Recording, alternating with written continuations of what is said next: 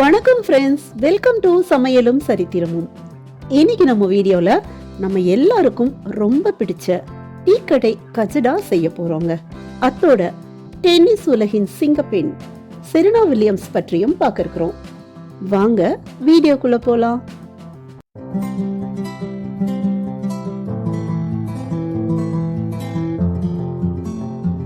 ஒரு மிக்ஸி ஜார்ல 200 கிராம் சர்க்கரையும் 6 ஏலக்காயும் சேர்த்து பவுடர் பண்ணி எடுத்துக்கலாங்க. அது தனியா வச்சுட்டு அதே மிக்ஸி ஜார்ல 2 முட்டையை நல்லா பீட் பண்ணிக்க போறோங்க. பாருங்க, முட்டை ரெடியா இருக்குது. இது இருக்கட்டும். அடுத்து ஒரு பவுல்ல 300 கிராம் அளவுக்கு மைதா எடுத்துக்கலாம். அது கூட பொடி பண்ணின சர்க்கரையை சேர்த்துக்கலாங்க. 4 ஸ்பூன் அரிசி மாவு, 4 ஸ்பூன் வெள்ளை ரவை இதில் சேர்த்துக்கலாம். 1/4 ஸ்பூன் அளவுக்கு இட்லி சோடா போட்டுக்கலாங்க. கொஞ்சமாக உப்பு சேர்த்துக்கலாம். இது எல்லாத்தையும் நல்லா கலந்து விட்டுடலாங்க. நம்ம அடித்து வச்சிருக்கக்கூடிய முட்டையை இதில் சேர்த்துக்க போகிறோங்க. இது கூட 2 ஸ்பூன் அளவுக்கு பாலும் 1 டேபிள் ஸ்பூன் நெய்யும் சேர்த்துக்கலாங்க. சேர்த்துட்டு இந்த மாவு நல்லா சாஃப்டாக பிசைஞ்சுக்கலாம். இதில் எக்ஸ்ட்ரா நம்ம தண்ணி எதுவும் சேர்க்க தேவை இருக்காது. சப்போஸ் தேவைப்பட்டுச்சுன்னா லேசாக தெளிச்சுக்கலாங்க. இதை நல்லா ஒரு சப்பாத்தி மாவு மாதிரி உருட்டி வச்சுக்கலாங்க. ஒரு மூடி போட்டுக்கலாம். 1/2 மணி நேரம் இது இருக்கட்டும். 1/2 மணி நேரம் கழிச்சுட்டு மாவு நல்லா சாஃப்டாக இருக்கும். இதை சின்ன சின்னதாக நம்ம உருண்டை பிடிச்சு வச்சுக்கலாங்க. நமக்கு வேண்டிய ஷேப்பில், நம்ம வேண்டிய சைஸில் நம்ம உருண்டை பிடிச்சி வச்சுக்கலாங்க. எல்லா உருண்டைகளும் ரெடி ஆயிருச்சு. இதை நம்ம எண்ணெயில் பொரிக்க போகிறோம். எண்ணெய் நல்லா சூடாயிருச்சுங்க. தவ சிம்மில் வச்சுட்டு இந்த உருண்டைகளை நம்ம பொரிச்சு எடுக்கணும். அப்போதான் உள்ளே இருக்கக்கூடிய மாவு வேகுங்க. இல்லைன்னா மாவு பசையாகவே இருக்கும். சிம்லேயே வச்சுட்டு நல்லா வெந்த பிறகு எடுத்துக்கலாங்க.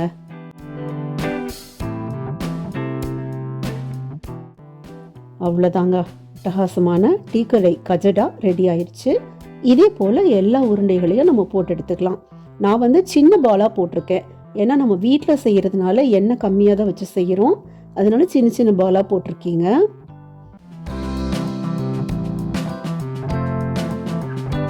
சூப்பரான டீ கடை கஜடா ரெடி ஆயிடுச்சுங்க. இந்த ஷேப் வேண்டாம், எனக்கு வேற மாதிரி பிஸ்கட் மாதிரி வேணும் அப்படின்னா கனமான சப்பாத்தி மாவு மாதிரி நம்ம தேய்ச்சி விட்டுட்டு அதை நமக்கு வேண்டிய ஷேப்பில் கட் பண்ணி எடுத்து பாருங்க. இது மாதிரி சின்ன சின்ன பிஸ்கட்டாக கூட நம்ம பொரிச்சு எடுத்துக்கலாம். இது பொரிக்கிற போதும் அதே போல தாங்க எண்ணெய் சிம்மில் வச்சு தாங்க நம்ம அதை வேக வைக்கணும். அருமையான டீ கடை கஜரா ரெடி ஆயிடுச்சு. கண்டிப்பாக நீங்களும் உங்கள் வீட்டில் இருக்கிறவங்களுக்கு செஞ்சு கொடுங்க. சாப்பிட்டு என்ஜாய் பண்ணுங்க.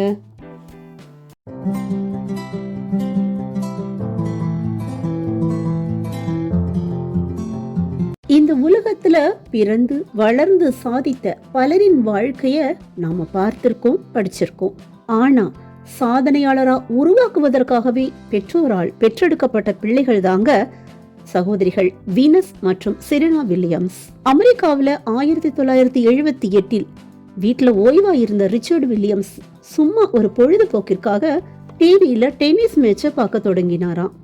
அது பிரெஞ்சு ஓபன் பெண்கள் ஒற்றையர் பிரிவின் இறுதி போட்டி.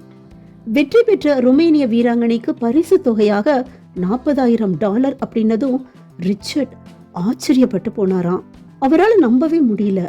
அடுத்த நாள் நியூஸ் பேப்பரை பார்த்து பரிசு தொகையை உறுதி செய்து கொண்ட அவர் தன்னோட மனைவி கிட்ட, நாம இன்னும் 2 பிள்ளைகளை பெற்று அவங்கள டென்னிஸ் சூப்பர் ஸ்டார்களா ஆக்கணும் அப்படின்னு சொன்னாராம்.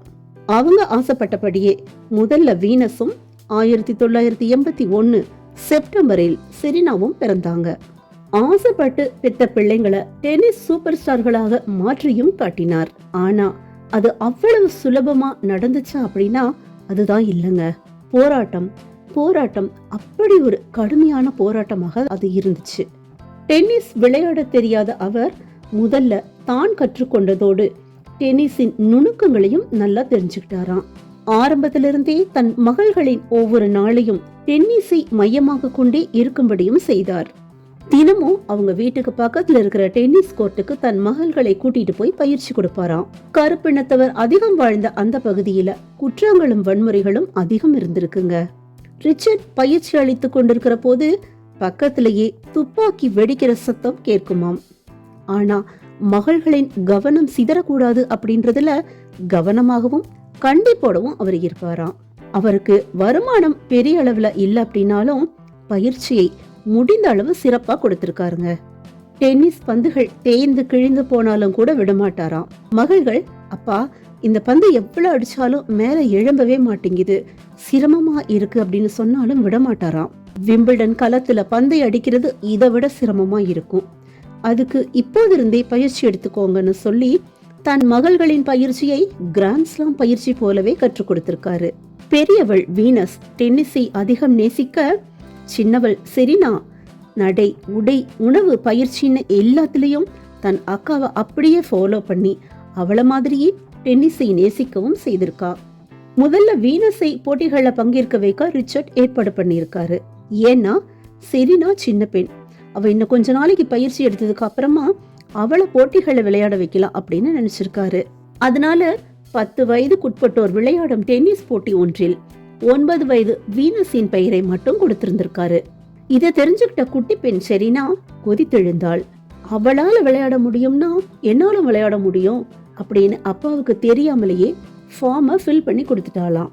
வீனஸ் விளையாடுறத பார்க்க குடும்பத்தோட போன போதுதான் அங்க செரீனாவும் விளையாடியதை பார்த்து அவளுடைய அசத்தலான ஆட்டத்தையும் பார்த்து வியந்து போனாரா அப்பா. அந்த மேட்ச்ல வீனஸ் தான் வின்னர், செரீனா ரன்னர். அதன் பிறகு குடும்பம் புளோரிடாவுக்கு குடியேற அங்கே ரிச்சர்டும் இன்னொரு பயிற்சியாளரும் அந்த சகோதரிகளுக்கு பயிற்சி கொடுத்திருக்காங்க. அற்புதமான பயிற்சி எடுத்த செரீனா 1991 நடந்த 46 போட்டிகள்ல 43 வென்று 10 வயதுக்குட்பட்டோர் பிரிவில் நம்பர் 1 வீராங்கனையாக இருந்திருக்கா. நம்பர் 1 இருந்தாலும் இனவெறி அவங்கள பாடா படுத்தி இருக்குங்க. ஜூனியர் லெவல் போட்டிகள்ல வில்லியம் சகோதரிகள் விளையாட போனாலே வெள்ளைக்கார பெற்றோர் முகம் சுளித்தாங்களாம். அவங்கள அவமானப்படுத்துறதுக்காக மனம் நோகும்படி கடுமையான சொற்களை அவங்களுடைய காது படவே பேசுவாங்களாம். இவங்களோட இந்த பாகுபாட்டிற்கு டென்னிஸ் மூலமே பதில் தரணும்னு முடிவெடுத்த ரிச்சர்ட் வீட்டிலேயே தன் மகள்களுக்கு மிக தீவிரமாக பயிற்சி அளித்தார். அப்படி இருந்தும் 1996 மீண்டும் விளையாட வந்த செரீனா முதல் போட்டியிலேயே தோல்வி அடைஞ்சிட்டாங்க. ஆனா அதுக்காக செரீனா புலம்பவில்லை, மனமுடையவில்லை. இன்னும் கடினமான பயிற்சி எனக்கு வேண்டும் அப்படின்றதை உணர்ந்து தன்னுடைய பயிற்சியை தொடர்ந்தார். பின்னர் தன் அக்கா வீனஸுடன் இணைந்த இரட்டையராட்டங்கள், தனியாக ஒற்றையராட்டம்னு பல போட்டிகளை விளையாடினாங்க. முன்னணி வீராங்கனைகளான Mary Pierce, Monica Seles, Lindsay Davenport, Steffi Graf போன்றோரை தோற்கடித்து உலகின் கவனத்தை தன் புறம் திருப்பினார். 2002 வீனஸ் நம்பர் 1 இடத்தை பிடித்ததை தொடர்ந்து அதே ஆண்டு ஜூலைக்குள் French open, US open, Wimbledon, 2003 ஆஸ்திரேலிய ஓபன் பட்டங்களை வென்று நம்பர் 1 இடத்திற்கு முன்னேறிய செரீனா மொத்தம் 23 கிராண்ட்ஸ்லாம் பட்டங்களை வென்று சாதனை படைத்தார். அமெரிக்காவின் பணக்கார பெண்களின் பட்டியலில் இடம் பிடித்த செரீனா 2022 டென்னிஸிலிருந்து ஓய்வு பெற்றார்.